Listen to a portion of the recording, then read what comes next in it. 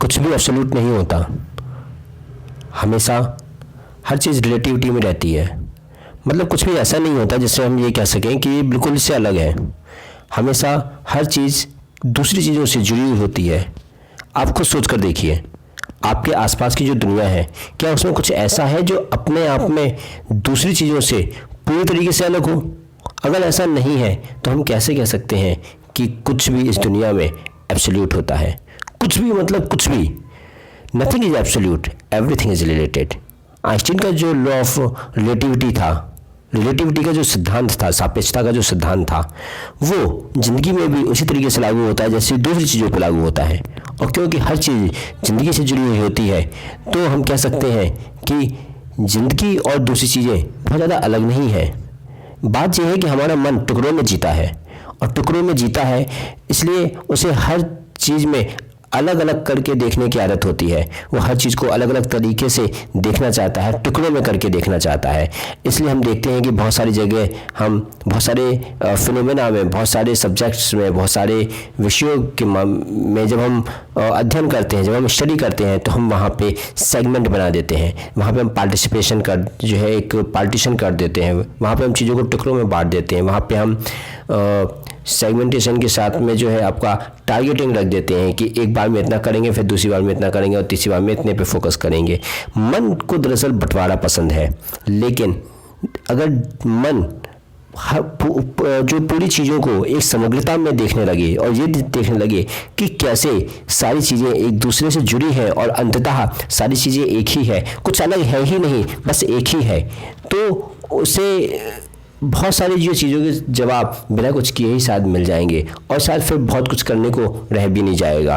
लेकिन हम देखते हैं कि अपने आसपास जो कुछ भी फैला हुआ है, वो सारी चीज़ों में मन हमेशा टुकड़ों में विभाजित रहता है, और वो कहता है कि अरे देखो ये तो अलग है ना, इसका दूसरी चीज़ों से कोई लेना देना नहीं है, इसलिए मैं एक बार में पहले इसके बारे में समझूंगा, फिर दूसरी चीज़ों के बारे में समझूंगा। लेकिन हम गौर से देखेंगे तो हमें ये पता चलेगा कि एग्जैक्टली कुछ भी पूरी तरीके से अलग नहीं होता, बस वो दूसरी चीज़ों से किसी न किसी माध्यम से, किसी न किसी तरीके से रिलेटेड होता है, जुड़ा हुआ होता है। अगर कोई चीज़ मान के चलिए कि आपको लगता है कि कोई चीज़ तो मुझसे पूरी तरीके से अलग है, जैसे कोई अनजान इंसान, मार्केट में घूमता हुआ इंसान आपसे पूरी तरीके से अलग है, लेकिन आप ये भी तो सोचिए कि वो अनजान इंसान है किसके लिए? वो जो चीज़ आपको घूमती हुई दिख रही है वो एग्जैक्टली है किसके लिए? वो आपके लिए है। अगर आप नहीं तो वो भी नहीं, तो इस तरीके से वो अस्तित्व के तल पर तो वो आपसे जो है जुड़ा हुआ है। अगर आप कहते हैं कि कोई पानी बहुत मीठा है या कोई चीज़ बहुत अच्छी लग रही है, तो वो अच्छी किसके लिए लग रही है? उसका अच्छा लगना भी तो किसी के लिए है ना। तो यहाँ पे भी हम देखते हैं कि एक संबंध स्थापित हो जाता है, यहाँ पे भी हम देखते हैं एक रिलेशन स्थापित हो जाता है, और इसी रिलेशन के कारण फिर बाजार बनता है। इसी रिलेशन के कारण बहुत सारे रिसर्च होते हैं, अनुसंधान होता है। इसी जो है रिलेशनशिप के कारण, इसी रिलेटिविटी के कारण भाषाएं बनती हैं, अलग अलग टाइप की जो है सिस्टम जनरेट होते हैं, ऑर्गेनाइजेशन बनती हैं, पॉलिसी बनती हैं, अलग लोगों के अपने विजन बनते हैं, मिशन बनते हैं, पॉलिसी बनते हैं, प्रोसीजर बनते हैं, टारगेट बनते हैं, सेगमेंटेशन बनते हैं, पोजीशनिंग बनती है। इसके अलावा अलग अलग टाइप के जो है लोग तरीके निकालते हैं अपने इस रिलेटिविटी को शांत करने के लिए, क्योंकि ये जो रिलेटिविटी रहती है ये भी तो मन के कारण रहती है। मन, मैंने कहा ना कि सारी चीज़ें दरअसल अलग नहीं है। बिल्कुल गहरे तल पर, बिल्कुल अस्तित्व में भी अगर आप बहुत गहरे तल पर आप जाएंगे तो आप देखेंगे सारी चीज़ें एक ही है।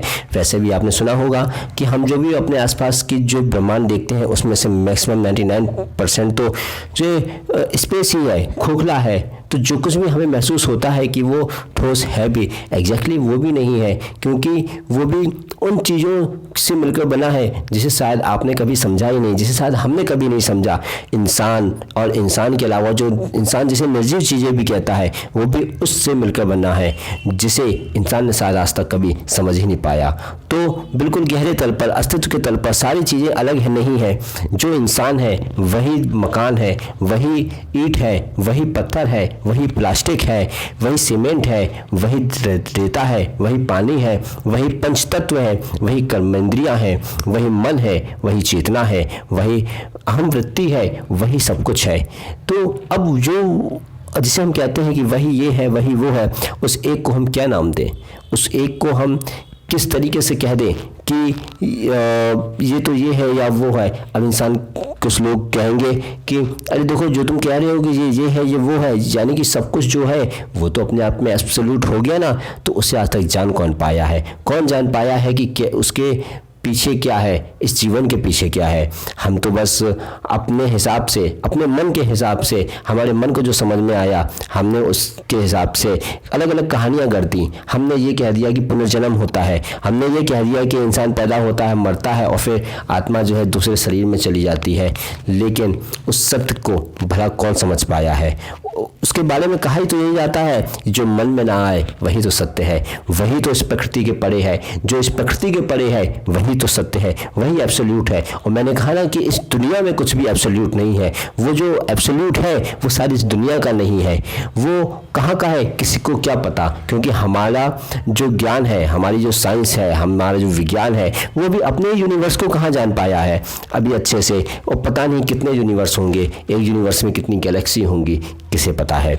हम वो कहते हैं ना कि कितने यूनिवर्स हैं पता नहीं, एक यूनिवर्स में कितनी गैलेक्सी है पता नहीं, एक गैलेक्सी में कितने स्टार्स हैं पता नहीं। और जिस यूनिवर्स को लेकर हम बहुत खुश रहते हैं, उस यूनिवर्स की बहुत सारी गैलेक्सियों में से एक गैलेक्सी मिल्की वे के बहुत सारे स्टार्स में से एक स्टार सूर्य के चारों ओर घूमते हुए 8 ग्रहों में से एक ग्रह धरती जिसे हम कहते हैं, पृथ्वी जिसे हम कहते हैं, अर्थ कहते हैं, उसके 200 देशों में से एक देश जिस किसी में भी आप रहते हैं, उसकी बहुत सारी स्पीसीज में से एक स्पीसीज होमो सेपियंस सेपियंस के, और उसमें भी जितनी भी जनसंख्या उस देश की है उसमें से एक आप होते हैं। बस इतना सा तो अस्तित्व है। और आप खुद भी ये भी तो सोच के देखिए ना कि आप हैं भी, कि आपको लगता है कि आप हैं। और यदि आप हैं तो खुद से पूछिए कि आप कौन हैं। क्या आप आँख हैं, या आप आपका नाम है, या आप आपका की जो जिस किसी पोजीशन पे आप काम कर रहे हैं वो पोजीशन है? आप क्या हैं?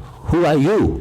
और यदि आपको कोई उत्तर ना मिले तो फिर सोचिए हम खुद के बारे में कितना जानते हैं। और हम यदि खुद के बारे में नहीं जानते और तो दूसरी चीज़ों के बारे में कैसे जान सकते हैं? हम उस रिलेटिविटी के बारे में कैसे जान सकते हैं? हम उस एब्सोल्यूट की फॉर्म के बारे में कैसे जान सकते हैं? कितना अज्ञान है। तो फिर किस लिए है ये पढ़ाई?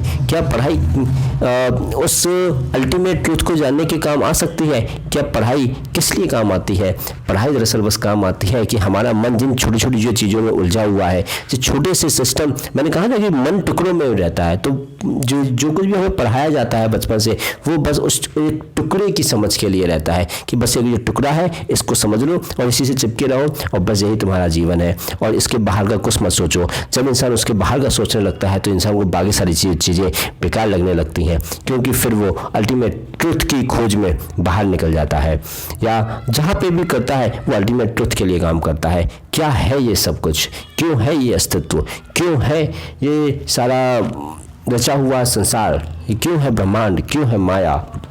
जो कुछ भी आप इसे नाम देना चाहे, आखिर नाम भी तो दें तो क्या दें? क्योंकि किसी ने हमें बिल्कुल प्रूफ के साथ थोड़ा ना कुछ कहा है, बिल्कुल पुख्ता सबूत थोड़ा ना है कि इसको यही नाम देना चाहिए। नाम भी तो हमने अपने मन के हिसाब से दिए हैं। आखिर मन ही तो सारा खेल रचा हुआ है। मन जो खुद है ही नहीं, उसी ने सारा खेल रचा है।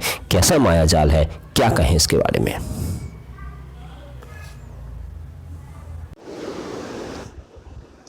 एक बहुत थिन सी लाइन होती है, एक बहुत पतली सी लाइन होती है तुम्हारे बेहोशी और बोध के बीच, तुम्हारी बेहोशी और सेल्फ रियलाइजेशन के बीच।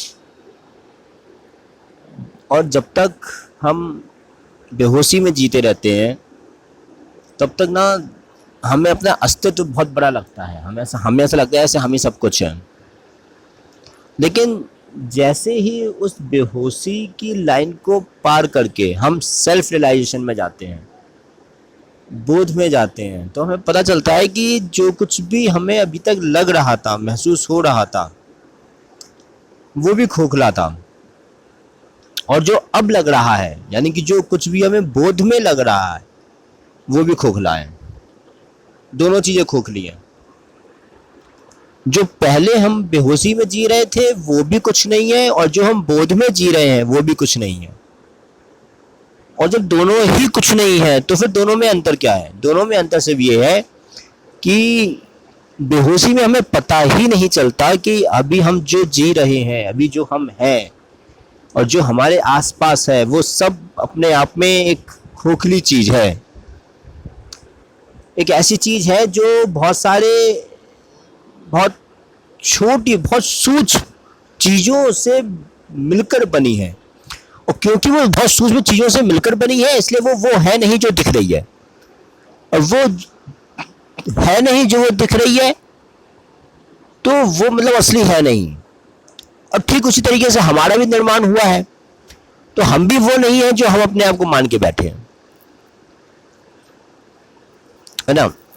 तो दोनों ही चीजें हैं। तो वो जो पतली सी लाइन होती है जिसके हम एक तरफ बेहोशी और दूसरी तरफ जो है सेल्फ रियलाइजेशन कह लो, सेल्फ एक्चुअलाइजेशन कह लो, बोध कह लो, कुछ भी कह लो आप, जब हम उसमें जीते हैं तो इन दोनों के बीच में अंतर सिर्फ यही होता है कि एक तरफ आपको पता नहीं होता कि एग्जैक्टली ये पूरा अस्तित्व एक खोखलेपन से भरा हुआ है, और दूसरी तरफ आपको पता चल जाता है कि ये पूरा अस्तित्व एक खोखलेपन से भरा हुआ है। वो जो पता चलना है, उस पता चलने की कहानी में ही पूरा फिर सार आ जाता है। क्योंकि जब आपको पता चल जाता है कि जो कुछ भी अस्तित्व में है, जो कुछ भी अस्तित्व में तुम्हें लग रहा है, ये खोखलेपन से भरा हुआ है, ये वो है ही नहीं जो वो दिख रहा है।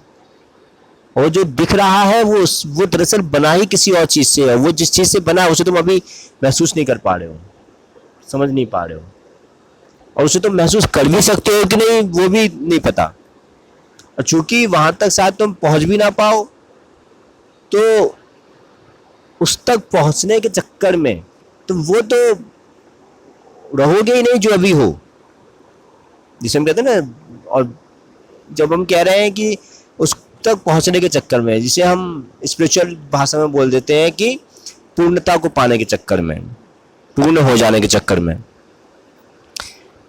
क्योंकि तुम जब तक जियोगे तब तक तो अपूर्णता रहेगी। अपूर्णता कम से कम तुम्हारे शरीर के साथ तो तुम्हारी जो है रहेगी। तो जब तक तुम्हारा शरीर है तब तक अपूर्णता रहेगी, तब तक कुछ ना कुछ इनकम्प्लीट रहेगा, मन रहेगा, विचार रहेंगे। मन हमेशा भागता रहता है। भागता क्यों रहता है? क्योंकि उसे कुछ चाहिए। क्यों चाहिए? क्योंकि उसे लगता है कि कुछ है जो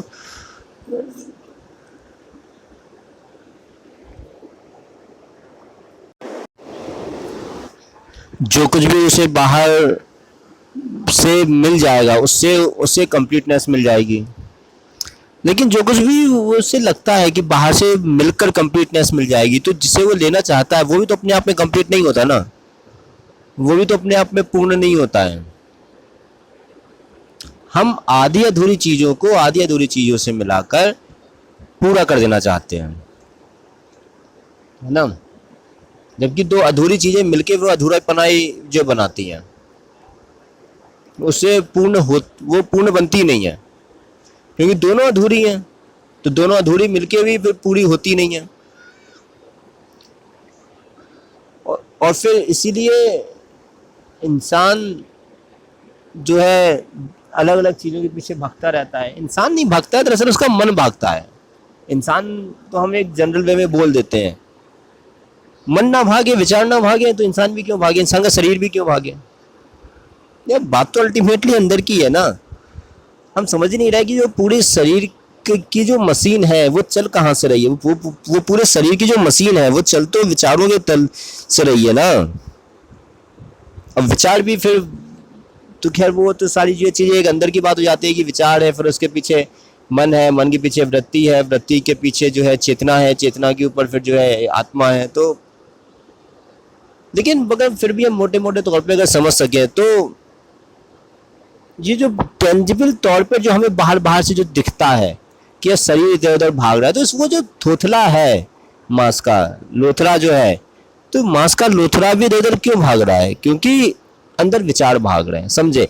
खेल शरीर का नहीं है सर, खेल अंदर के विचारों का है, खेल अंदर की थॉट प्रोसेस का है, खेल मन का है। तभी तो ये कहावतें ऐसी थोड़ा बन गई है कि मन के हारे हार है, मन के जीते जीत, मन को काबू में करो। कोई ये थोड़ा किसी ने ये थोड़ा कहा है कि दिल को काबू में करो, सबने ये कहा है मन को काबू में करो। क्योंकि टेंजिबल तौर पर तुम्हें जो कुछ भी दिख रहा है उसके पीछे एक इनटेंजिबल चीज है, उसके पीछे बहुत छोटी चीज है, उसके पीछे बहुत सूक्ष्म चीज है, और वो छोटी या सूक्ष्म चीज ही बड़ी हो जाती है। वही बड़ी बनकर फिर हर जगह जो है हलचल मचाती रहती है। जैसे हम इंसान के अंदर का मन क्या देते हैं, ये तो आप खुद सोचो ना कि अगर इंसान के विचार ही कुछ अलग करने को प्रेरित ना हो, अगर इंसान के विचार ही शौक में कन्वर्ट ना हो, तो क्यों इंसान अपनी ज़रूरतों के ऊपर का कुछ खरीदेगा, क्यों इंसान अपनी ज़रूरतों के ऊपर का कुछ करेगा, क्यों इंसान अलग अलग जगह घूमने फिरने जाएगा, क्यों नहीं जाएगा ना यार। तो ये जो बड़े बड़े वजनदार चीज़ें एक जगह से दूसरी जगह जो घूम रही हैं दुनिया में, अलग अलग जो कंस्ट्रक्शन हो रहे हैं, मशीनें चल रही हैं, इमारतें बन रही हैं, ईंटें, बजरी, सीमेंट का जो इतना प्रोडक्शन हो रहा है, मशीनें चल रही हैं, इतना शोर हो रहा है, ये क्यों हो रहा है? ये इसलिए नहीं हो रहा है क्योंकि उसकी वाकई में कई बार जो ज़रूरत है, ज़रूरत की चीज़ें शायद बहुत कम में भी हो सकती हैं, लेकिन मन ज़रूरत के ऊपर कुछ जो है भागता रहता है, वो ज़रूरत के ऊपर भी